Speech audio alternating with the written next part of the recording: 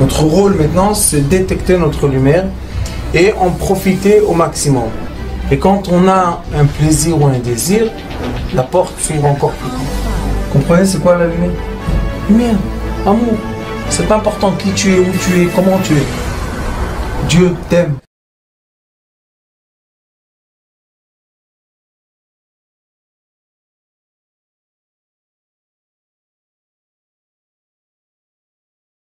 La nuit de Pessah, c'est la nuit qu'on doit être réunis et être ensemble. C'est pour cela que, Baruch Hashem, il y a des seder, les seder communautaires partout dans le monde, grâce à la Chassidut Chabad. Ils font des Leila Seder vraiment partout dans le monde.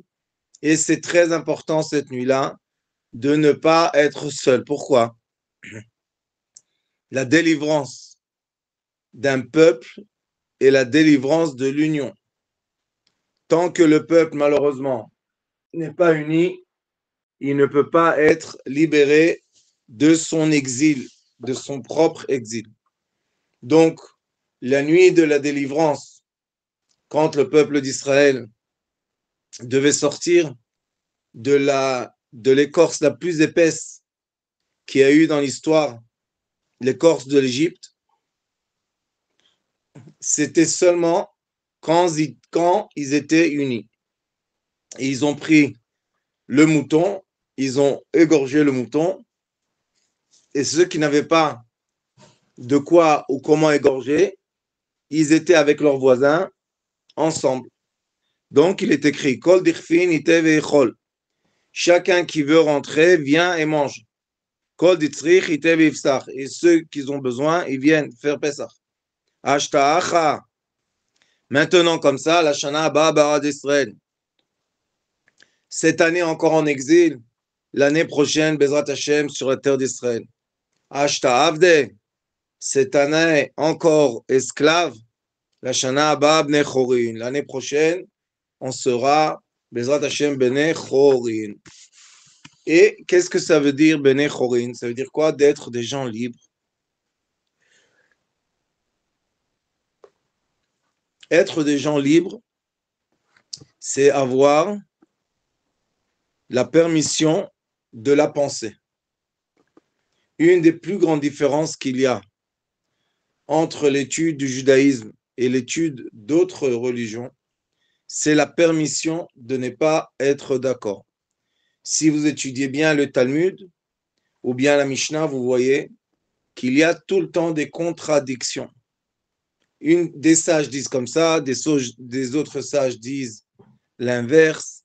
Et en vrai, pourquoi on fait ça? Pourquoi c'est la façon d'étudier? Parce qu'il faut savoir que une des plus grandes souffrances de l'humanité est le doute. Et c'est quoi avoir un doute? C'est quand j'ai des questions en moi et personne, ou bien je n'ai pas le droit d'exprimer mes questions, ou bien les gens ne veulent pas me donner de réponses. Et ça, c'est quelque chose que dans le judaïsme, depuis l'âge de 3 ans, on commence à enseigner les enfants à lire et à écrire pour qu'ils puissent poser des questions et nous expliquer qu'est-ce qu'ils ne comprennent pas. Donc, qu'est-ce qui se passe dans la Haggadah de Pessah? Qu'est-ce qui se passe quand on est tous réunis ensemble? Comme il est écrit, Keneged Arba'a Banim Dibra Torah, que nous avons quatre consciences, générales différentes. Nous avons le sage et le méchant, et nous avons le parfait, l'entier, et celui qui s'annule. Chacun des caractères a une pensée, il y a la réflexion différente de son ami. Donc, pour vraiment bien s'asseoir ensemble à table, pour que tout le monde se sente à l'aise à table, il faut permettre à tout le monde de poser les questions. C'est pour ça que le paragraphe tout de suite après le pain azim qu'on a mangé sur la terre d'Égypte, c'est Manishtana. C'est le paragraphe des questions. Manishtana alayla ze mikol Mikol haleilot. Qu'est-ce qui a changé? Qu'est-ce qui est différent cette nuit-là de toutes les autres nuits de l'année? La réponse est, en grand, c'est que la lumière divine directe est descendue dans le monde. Ça s'appelle la lumière de la couronne, lumière de l'Keter, est descendue dans le monde pour éclairer la conscience des êtres humains. Tout le monde est en train de prier très fort, Baruch Hashem, qu'on ait bientôt le dévoilement du Messie. Mais quand on lit qu'est-ce qui va se passer quand le Messie va se dévoiler, ça nous a l'air d'être quelque chose très, très, très compliqué. Mais pourquoi c'est compliqué? Parce que nous avons le doute et on ne sait pas encore comment ça va se passer. Mais dès que ça va se passer, qu'est-ce qui va être? Il y aura Bezrat Hashem, la grande lumière de Akadosh Baruch Hu, qui va illuminer tous les êtres humains sur terre. Comme on sait qu'il y a des messages, des informations, aujourd'hui on peut expliquer ça avec l'Internet, mais ça va aller encore plus vite et ça va toucher chacun de l'humanité. Et qu'est-ce qui va toucher chacun de l'humanité? Le message divin que voilà, il y a un être humain sur terre qui est venu être le porte-parole de la délivrance. Comme nous avons eu avec Moïse, au temps de Moïse, il a fait sortir d'Égypte des millions de gens. Il n'y avait pas Internet, il n'y avait pas téléphone, il n'y avait pas électricité. Alors comment tout le monde a vu, tout le monde a compris? Parce que c'est ce qui va se passer. Mais pour arriver au stade de la délivrance personnelle, ça existe que jusqu'à quand qu'il y ait la délivrance nationale, internationale, il y aura premièrement la délivrance personnelle. Où débute la délivrance personnelle? On étudie de la Haggadah. Premièrement, être accueilli parmi les êtres. Être accueilli, pouvoir être, visiter chez les gens, manger ensemble, être en compagnie, ne pas être seul. Grande maladie du siècle, la solitude. Et après que on a été invité et on a pu manger, maintenant on doit permettre à chacun de parler, de s'exprimer. Pourquoi les gens, au lieu d'écouter les uns les autres, ils ont des débats les uns avec les autres? Ce n'est pas le but de la discussion. Le but de la discussion, c'est d'écouter quels sont les doutes de chacun de nous.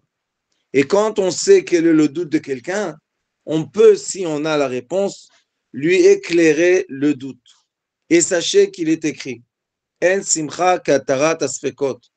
La vraie joie, c'est quand on n'a plus de doute dans la tête. Et on sait très très bien que quand on a de la joie dans le cerveau ouvre les portes et on peut accueillir la lumière blanche de l'âme. Mais tant que nous avons des doutes, tant que nous avons de la culpabilité, tant qu'on pense qu'on est fautif, et pire encore, quand on n'est pas bien accueilli parmi les autres, parmi les siens, alors malheureusement la personne se culpabilise. Pourquoi on ne veut pas de moi? Pourquoi on ne m'invite pas?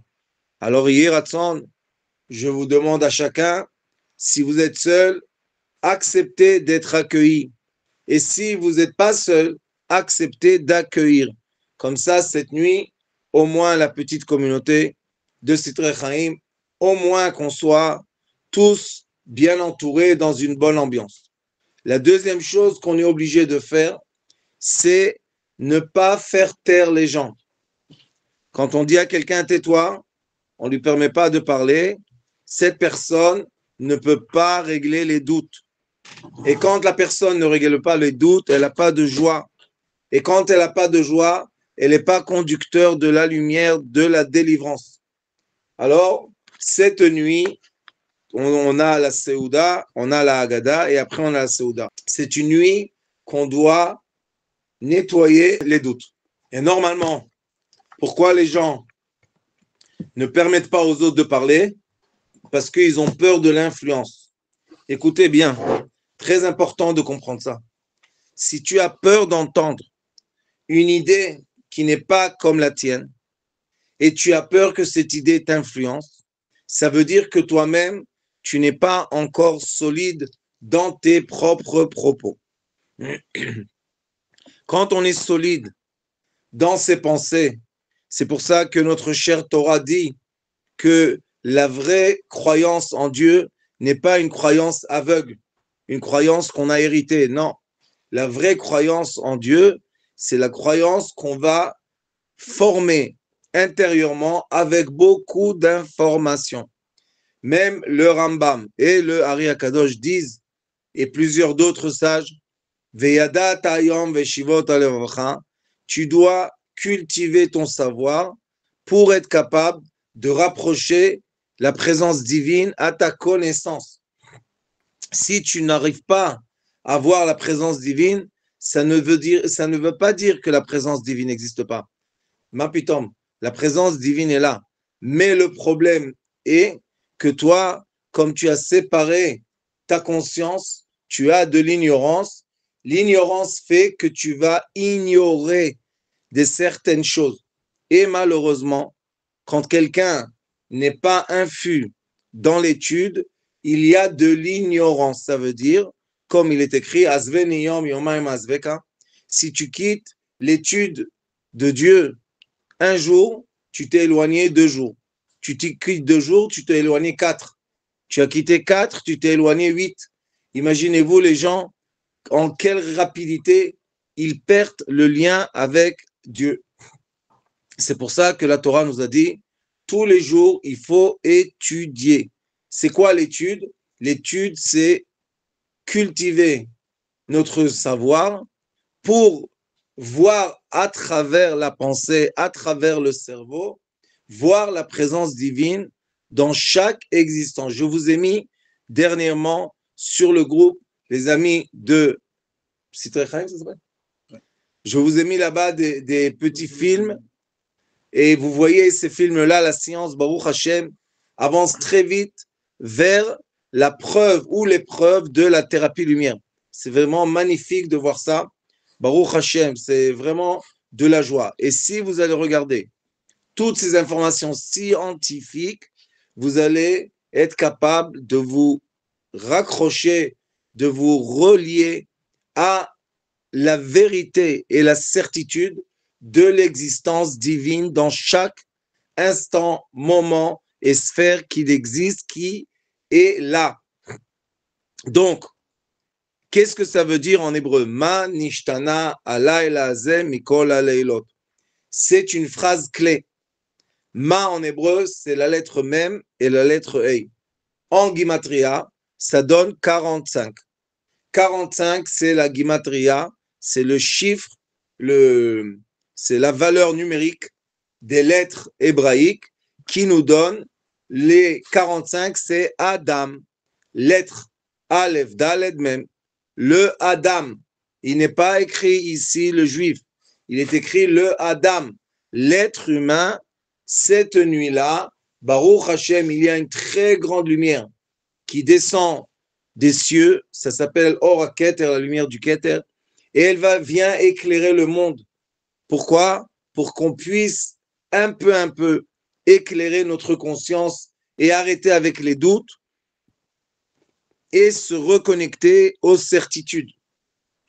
Une des raisons pour lesquelles les enfants petits sont très heureux et les adolescents ne sont pas heureux, la différence est que l'enfant petit a seulement le mauvais penchant jusqu'à l'âge de l'adolescence, et quand il a seulement le mauvais penchant, il a de la certitude, il n'a pas 2 voix dans la tête.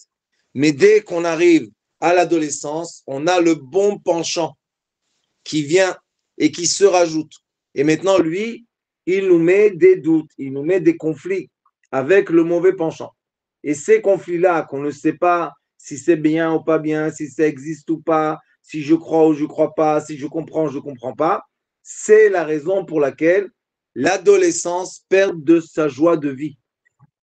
Et après, on se développe encore et un jour, on tombe amoureux, j'espère pour tous et pour toutes. Et quand on tombe amoureux et on trouve enfin la personne qu'on veut vivre avec, alors on a encore une fois regagné une certitude de notre couple. Et ça redonne de la joie. Et après, c'est normal, la roue continue à tourner et on va avoir d'autres doutes. Donc, une des choses qu'on doit faire dans la vie, c'est arrêter les doutes. Comment j'arrête les doutes? Il est écrit ici. L'être humain, nishtana, comment il va faire un changement? Très important de vous dire, le changement de la Torah n'est pas que l'être humain qui était jusqu'aujourd'hui une banane va devenir une cerise. Non, l'être humain qui était une pomme deviendra une orange. Ça, ce n'est pas un changement. Ça, c'est une transformation.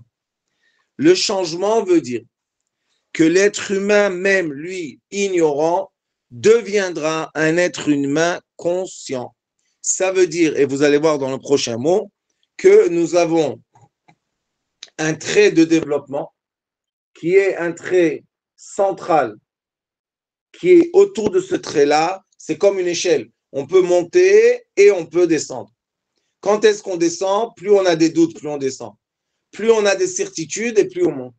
Et il est écrit dans les livres, pour avoir de la certitude, pour s'habituer à être certes de choses, il faut étudier la science, les chiffres et les lettres.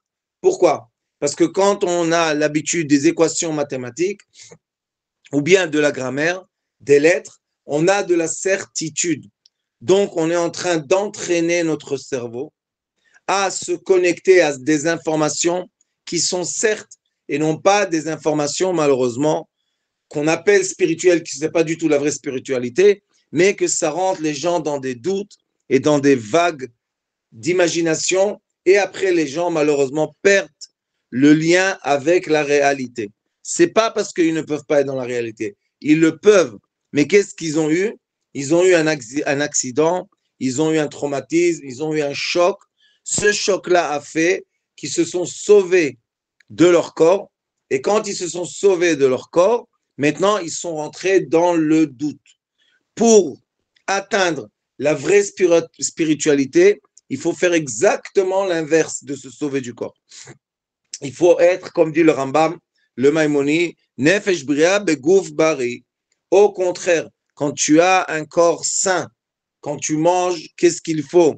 Quand tu as des pensées certes, quand tu sais, tu connais des équations mathématiques, quand tu sais, tu connais la grammaire, quand tu lis, quand tu as de la connaissance, ton cerveau est connecté à la certitude et cette certitude va te connecter à la joie et à la spiritualité vraie et non pas que Dieu nous en préserve comme on a, ça fait déjà beaucoup de dizaines d'années, que l'humanité essaye de se déconnecter.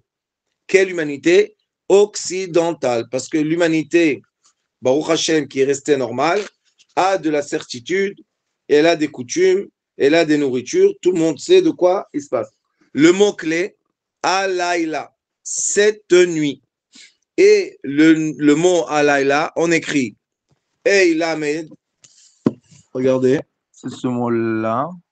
Oui, Layla, Alayla. Vous voyez les lettres? Eilamed Yud. Eilamed Yud. Lamed Ei. Vous voyez qu'à l'endroit et à l'envers, c'est les mêmes lettres. Alayla. Qu'est-ce qu'on étudie par là? Le Hei et le Lamed et le Yud, ça nous donne en valeur numérique 45. Et voilà, nous avons encore une fois l'humain qui se redévoile dans le mot Alayla. Nous avons l'humain supérieur et le même être humain inférieur. Ça commence par le Hey, ça va vers le Yud, ça touche le point Yud, et Lamed Yud, et après Lamed Hey. Et si on regarde à l'endroit et à l'inverse, on a deux fois l'être humain. C'est quoi le trait principal autour duquel on va tourner? Ça s'appelle Yud, la lettre Yud. Cette lettre Yud, Baruch Hashem, c'est un grand, grand secret. On a étudié ensemble un peu dans l'école de thérapie lumière. La lettre Yud s'appelle Yud Chochma Keduma. C'est la sagesse, l'éclat de lumière de la sagesse. Et ce Yud-là, c'est la première lettre hébraïque de laquelle on peut déduire toutes les 27 lettres hébraïques. Quand on prolonge le Yud, on a le Vav, et quand on prolonge le Vav, on a le Nun Sofit. Ce sont un petit trait, un trait moyen et un trait long. Si vous prenez les trois traits, vous pouvez maintenant dessiner, composer tout l'Aleph B hébraïque. Donc, les sages nous disent comment tu t'élèves dans la vie et comment malheureusement tu descends dans la vie. L'élévation passe à travers la pensée. Se dégrader dans la vie, ça passe à travers l'ignorance. Plus je suis ignorant, moins je veux étudier, moins je veux comprendre et malheureusement, je suis loin de moi-même. Parce que l'être même, c'est la neshama, l'âme. Et la neshama, elle est dans le cerveau. Donc la neshama, elle aime le savoir et la connaissance. C'est ce qui l'a lié au corps humain. Mais plus je suis ignorant, moins je veux étudier, moins je veux lire. Et quand je vous dis étudier, étudiez tout ce que vous voulez. Ce qu'il faut faire, c'est tout le temps étudier des choses qui nous donnent des certitudes. Tous les domaines sont bons quand c'est de la certitude. Si ce sont des domaines philosophiques qui n'ont pas de preuves matérielles, ça, c'est dangereux pour l'être humain parce que ça le sort du trait de la joie. Ça le rentre dans des traits de ignorance et dans de la tristesse. Et la tristesse, qu'est-ce qu'elle fait? Elle isole les gens. Les gens tristes n'aiment pas être en société. Mais la nuit de Pessah, c'est quoi? C'est une nuit sociale. C'est une nuit dans laquelle les 4 frères différents de pensée doivent être autour de la table. Et c'est aussi dans notre cerveau. Nous avons l'hémisphère droite et l'hémisphère gauche. Nous avons le cartésien. Nous avons le processus. Nous avons l'indigo. Et c'est divisé en 4. Le cerveau en avant, le cerveau en arrière.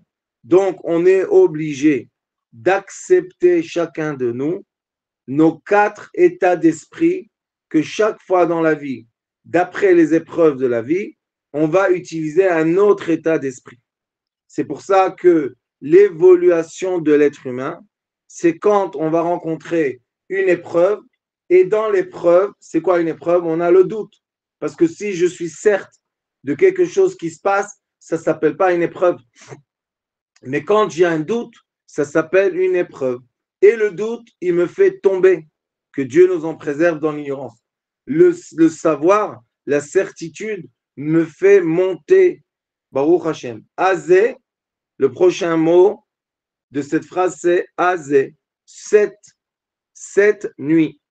Et on écrit en hébreu encore une fois 3 lettres. Hey, Zan, hey, hey, Zan, hey. La même chose en avant, la même chose en arrière.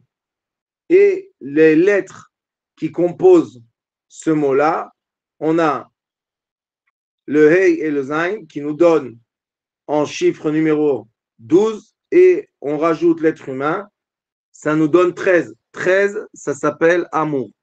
Quand on veut enseigner à quelqu'un quelque chose, quand on veut lui donner un savoir et on veut que le savoir soit accueilli dans son cerveau, on est obligé d'enseigner avec de l'amour.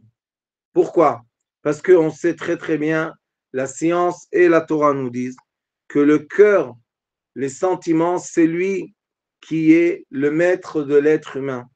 Et quand une personne se sent pas aimée, rejetée, détestée, éloignée, etc., la personne n'arrive pas intellectuellement de comprendre ce qu'on lui dit.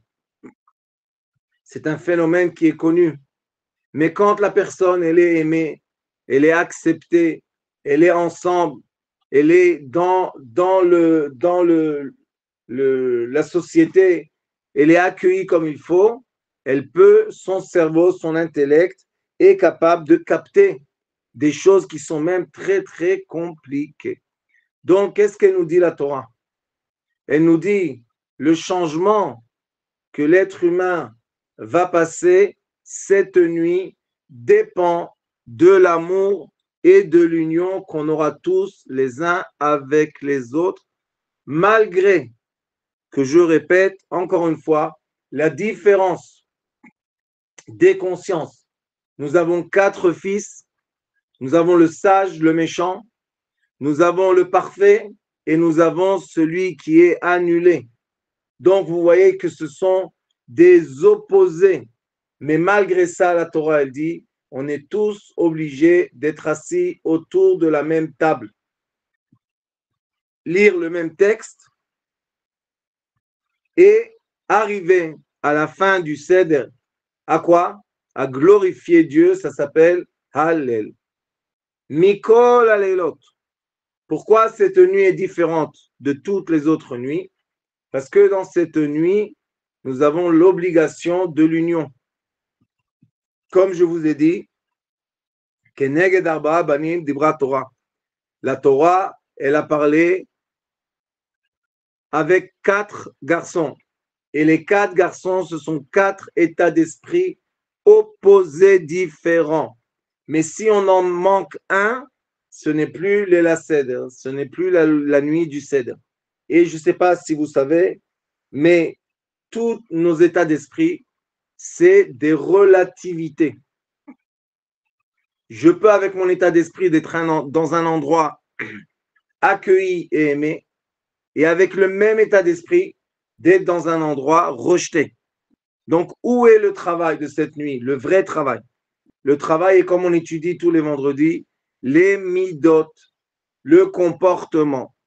Être capable d'aimer son prochain, aimer celui qui est différent et être tous proches les uns des autres. Et je vous dis encore une fois, plus on étudie et plus on est sûr et plus on a des informations qui sont mesurables et certes, et moins on a peur de parler avec les gens différents de nous. Moins j'ai des informations certes, plus j'ai des doutes et plus j'ai la haine et je ne veux pas entendre ni parler avec les gens qui sont différents de moi. Alors, on voit que cette nuit-là, c'est une vraie nuit de conscience, d'élever notre conscience pour être Bezrat Hashem avec l'aide de Dieu, tous dans l'union, dans l'amour, dans la joie. On a essayé de transmettre un message, qu'on ait une bonne préparation pour la nuit de Pessah. L'humanité doit accepter d'être ensemble, de se réunir et avec l'union, Bezrat Hashem, on va accueillir la lumière de Mashiach. Merci beaucoup. Amen. Shalom, Besorot Tovot, Kol Tov.